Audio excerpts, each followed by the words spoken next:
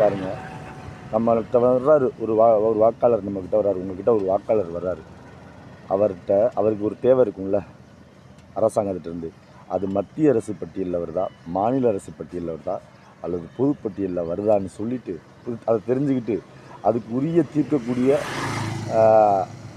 Legislative சட்டமன்றத்தையோ பாராளுமன்ற சட்ட உறுப்பினரையோ இல்லை உள்ளாட்சி உறுப்பினரையோ மக்களால் தேர்ந்தெடுக்கப்படக்கூடிய உறுப்பினர்களையோ அல்லது எக்ஸிக்யூட்டிவ் மத்திய அரசு மாநில அரசு அது சம்பந்தமான அதிகாரிகளை பார்க்க சொல்லுவதோ தான் ஒரு ஆக்டிவ் பார்ட்டிசிபேஷன்.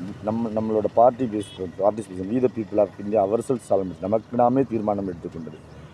அப்படின்றத நீங்கள் புரிஞ்சுக்கிட்டிங்கன்னா எல்லோரும் இந்நாட்டு மன்னர்கள் தான். நீங்கள் இருக்கும் இடத்திலேயே அந்த பகுதிக்கான சட்டசபையும் நீங்கள் தான். நீங்கள் உங்கள் வீட்டில் இருந்துக்கிட்டே வாழக்கூடிய ஒரு சட்டசபை, ஒரு பாராளுமன்றம் இந்தியான்ற